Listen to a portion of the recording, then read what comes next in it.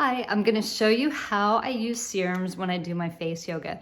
So for face yoga, you need an oily serum that provides slip and glides so that you don't drag your skin. But doing face yoga is also a very good time to massage in some of those lighter serums that absorb quickly. So this is how I do it. I have melasma and I have some sun damage.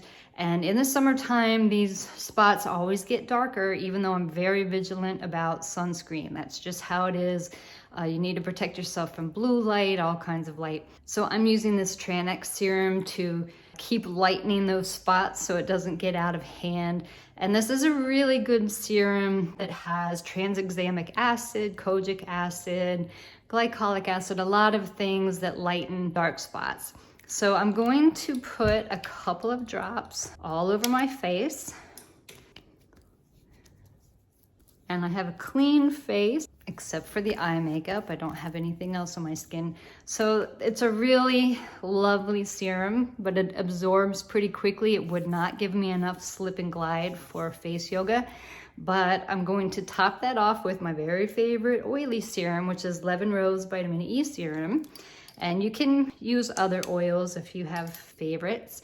It just needs to provide some slip and glide. And then I'm going to pat that in right on top.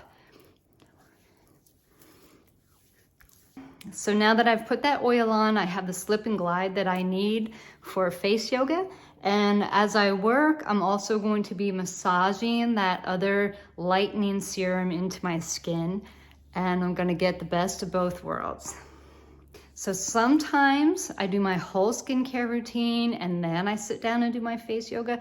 Other times I just do something like this, wipe it off and do my skincare later. So it's however it works for you, what kind of time you have during the day. Let me know if you have any questions. I think face yoga is the best thing. It's very inexpensive and very effective.